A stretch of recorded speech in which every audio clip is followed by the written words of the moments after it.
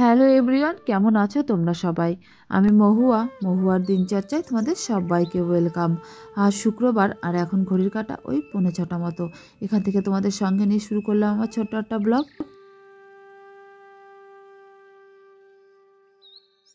জীবনে সফলতা আমরা সকলেই চাই, আর এই সফলতা পেতে গেলে কঠোর পরিশ্রম আর ধৈর্যের দ্বারাই সম্ভব। অনেকে আছে কঠোর পরিশ্রম করে সফলতার চরম শিখরে পৌঁছেছে, আর অনেকে আছে ধৈর্য হারিয়ে মাঝপথেই থমকে দাঁড়িয়েছে। আমিও তাদের মধ্যে একজন। জানো, সোশ্যাল মিডিয়ায় কাজ করছি আজ 1.5 বছর হলো। সফল আমি হইনি, তবে আশা ছাড়িনি। জানো, একদিন না একদিন তো আমি সফল হবই। আমার বাবা বলতো, না বলে কোনো কিছু হয় না। নিজের উপর বিশ্বাস ভরসা রাখলে আর কঠোর পরিশ্রম করলে সফলতার চরম শিখরে একদিন সে পৌঁছাবেই। সেই আশা ভরসা নিয়েই কিন্তু এগিয়ে চলেছি। আজ এতগুলো কথা বলারও কারণ আছে। জানো, আজ 2 দিন হলো ফোনটা খারাপ হয়ে গেছে, আমার ফোনটা। তাই মন খারাপ করে বসেছিলাম, তেমন কোনো ভিডিও পোস্ট করিনি 2 দিন ধরে। তাই ভাবলাম মন খারাপ করে বসে থাকলে তো আর হবে না। যাই হোক, যতদিন নতুন ফোন না আসে দাদুর ফোন থেকেই কিছু একটু শেয়ার করি তোমাদের সাথে, তাতে আমারও ভালো লাগবে আর তোমাদেরও ভালো লাগবে। সেই মতো কিন্তু আজকে সকাল সকাল ঘুম থেকে উঠেই শুরু করে দিয়েছি আমার নিত্যদিনের কাজবাজ। অনেক কথাই আজকে তোমাদের সাথে শেয়ার করলাম, আর কথা বলতে বলতে অনেক কাজ করে ফেলেছি। ঘুম থেকে উঠেছিলাম 5:30 মতো বাজে তখন। গুবলুর শরীরটা যেহেতু খারাপ, তাই ঘুম থেকে উঠেই কিন্তু ওকে প্রায় অনেকটা টাইমই দিয়েছি, মানে ওকে পরিষ্কার পরিচ্ছন্ন করে সোয়েটার পরিয়ে দিয়েছি। তারপরে আমিও একটু ফ্রেশ হয়ে রান্নাঘরে এসে রান্নাঘরটা হালকা হাতে মুছে নিয়ে তারপরে ওদের খাবারটা রেডি করে দিয়ে এদিকে শুরু করেছি প্রচুর টিফিন বানানো।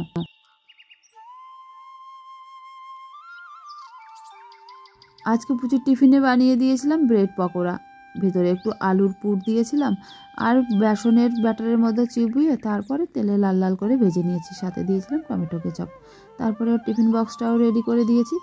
এদিকে সকালবেলায় এসেই না, ডালটা তো রাতেই সিদ্ধ করে রাখি, এসেই ডালটা ঘুটে জল দিয়ে দিয়েছিলাম। দেখো ডালটাও হয়ে গেছে, তাই ভাবলাম এটাকেও ফোড়ন দিয়ে দিই। আজকে প্লেন ডালই করেছি। জানো, ঘরে না তেমন কোনো সবজিপাতি নেই, মানে বাজারে গেছিলাম সেই যে আমি লাস্ট যেদিন সেদিন। তারপরে তো দাদুও সময় পাচ্ছে না, আর আমিও কি করে যাব। এদিকে আমারও না ভীষণ ঠান্ডা লেগে গেছে, শরীরটাও ভালো নেই। একা না সব দিকে সামলিয়ে আর উঠতে পারছি না, ভীষণ কষ্ট হয়ে যাচ্ছে।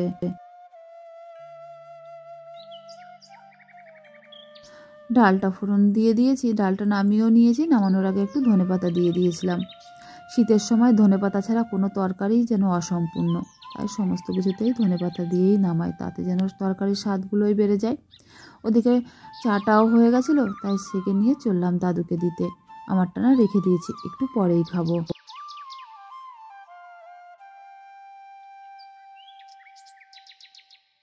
এরই মাঝে অনেক কাজ করে নিয়েছি। জানো, বাসি ঘরটা ঝাড় দিয়ে পুচুকে রেডি করে পাঠিয়ে দিয়েছি স্কুলে। তারপরে রান্নাঘরে এসে চালটা মেপে ভাতটা বসিয়ে দিয়ে এদিকে একটু বেগুন ভাজা বসিয়েছি। আজ এবার শুক্রবার, সেই জন্য ভাবলাম ডালের সাথে একটু বেগুন ভাজা করি। দেখো ওদিকে বেগুন ভাজাটা হয়ে গেছে। তারপরে ভাবলাম একটু আলু পোস্ত করে নিই, কারণ দাদুকে না আজকে ওই ভাতই দেবো টিফিনে।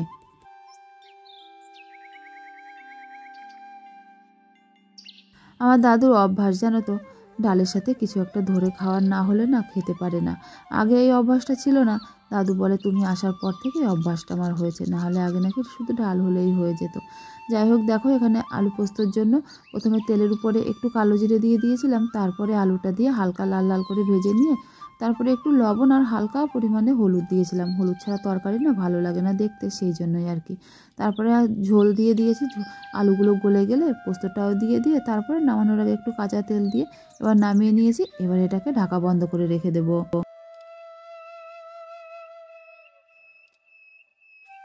তখন ঘড়ির কাঁটা 8:15-20 নাগাদ হবে।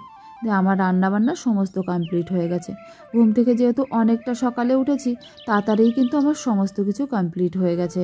আর ঘুম থেকে তাড়াতাড়ি ওঠার অনেক রকম সুবিধা আছে। জানো, এই যে যেমন ধরো তাড়াতাড়ি উঠলে পরে কাজগুলোও তাড়াতাড়ি হয়ে যায়। আর এদিকে গুবলু যেহেতু শরীরটা ভালো না, তাই ভাবছি এদিকে সমস্ত কাজবাজ করে গুছিয়ে রাখলে দাদু যাওয়ার আগে যদি সমস্ত কিছু করে নিতে পারি, তাহলে সমস্ত সময়টুকুই কিন্তু আমি আমার গুবলুকে দিতে পারবো। রান্না বান্না হয়ে যাওয়ার পরে সমস্ত রান্নাঘরটাও ভালো করে পরিষ্কার করে নিয়েছি। সিঙ্কে অনেকগুলো বাসনই ছিল যেন, সেইগুলোই ধুয়ে আবার জায়গা মতো গুছিয়ে রাখলাম। তারপরে গুবলুর বোতলগুলো ফুটাতে বসিয়েছি। পুজো যাওয়ার আগে বাসি ঘরটাতে ঝাড়ু লাগিয়ে নিয়েছিলাম, কিন্তু মোছা হয়নি জানো। তাই ভাবলাম রান্নাঘরের সমস্ত কাজবাজ হয়ে গেছে, তাহলে এখন ঘরটা মুছে নিই। সেই মতো দেখো চলে এলাম ঘর মুছতে। আমাদের রাতের ঘুমটা যদি ঠিকঠাকভাবে পূর্ণ হয় না, সকালবেলায় উঠতে কিন্তু অতটা সমস্যা হয় না। আর একটা কথা কি জানো তো, আমরা এখন প্রচণ্ড স্ক্রিনের সাথে জড়িয়ে পড়েছি। রাতে ঘুমানোর আগে ফোন তো আমাদের লাগবেই। আর কি হয় জানো, ভাবি এই 5 মিনিট ফোন দেখবো, 5 মিনিট দেখতে গিয়ে কখন যে 1 ঘন্টায় পরিণত হয় সেটা বুঝতেই পারি না। আমি কি করি জানো তো, এমনিতেই তো আমাকে সকালে উঠতে হয়, সকালে অ্যালার্ম দেওয়াই থাকে, আর রাতে আমারও ফোন দেখার অভ্যাস আছে।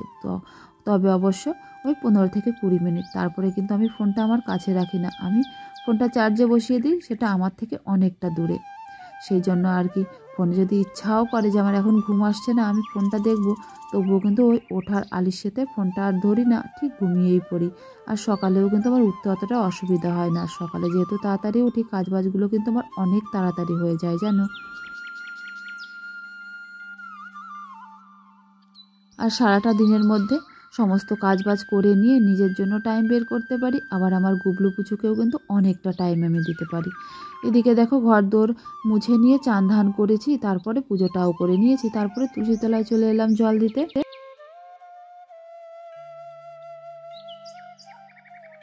তখন ঘড়ির কাঁটা প্রায় 9টা। এদিকে দাদু চান করতে ঢুকে গেছে, আর আমি যে কটা জামা কাপড় ধুয়েছিলাম ড্রাই করাও হয়ে গেছে, তাই ভাবলাম মেলে দিই। আজ আর ছাদে যায়নি জামা কাপড় মেলতে জানো। গুবলু ভীষণ বিরক্ত করছিল, কোল থেকে নামতেই চাইছিল না। ওকে একটু টিভি চালিয়ে দিয়েছি, ও বসে বসে দেখছে, তাই ভাবলাম এখানেই জামা কাপড়গুলো মেলে দিই। আর আজ না তেমন একটা বেশি জামা প্যান্টও নেই। আর উপরে গুবলুকে নিয়ে গেলে কি হয় জানো, উপরে যে কলটা আছে ওখানে গিয়েই বারবার শুধু জলে হাত দেয়, আর ওর ঠান্ডা না প্রচণ্ড পরিমাণে লেগেছে। তাই আর ভাবলাম থাক, আজকে যে কটা জামা কাপড় আছে এখানেই শুকিয়ে যাবে, তাহলে নিচেই মেলে দিই, আমার আর উপরে যেতে হবে না।